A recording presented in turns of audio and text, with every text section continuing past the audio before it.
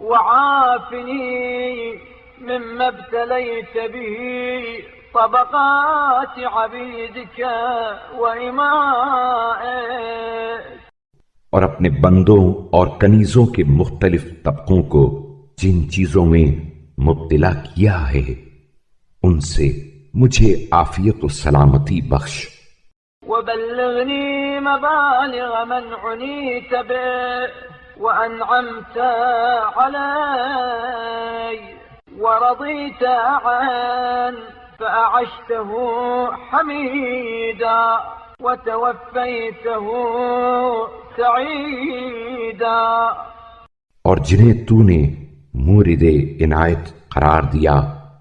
جنہیں نعمتیں عطا کیں، جن سے راضی و خوشنود ہوا، جنہیں قابل ستائش زندگی بخشی اور سعادت و کامرانی کے ساتھ موت دی، ان کے مراتب و درجات پر مجھے فائز کر۔ وطوقني طوق الإقلاع عما يحبط الحسنات ويذهب بالبركات، اور وہ چیزیں جو نیکیوں کو محو اور برکتوں کو زائل کر دیں ان سے کنارہ کشی اس طرح میرے لیے لازم کر دے جس طرح گردن میں پڑا ہوا طوق۔ وأشعر قلبي الازدجار عن قبائح السيئات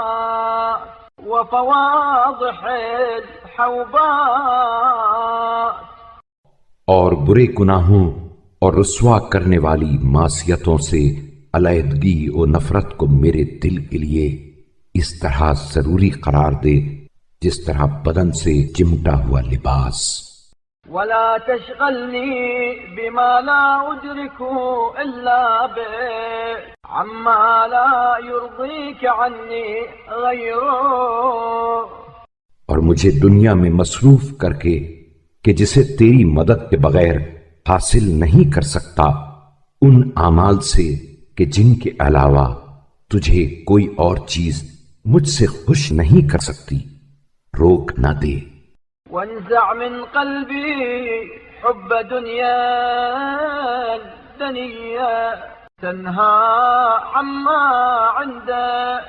اور اس پس دنیا کی محبت کہ جو تیرے ہاں کی سعادت ابدی کی طرف متوجہ ہونے سے مانے، وتصد عن ابتغاء الوسيلة إليك وتذهل عن التقرب منك،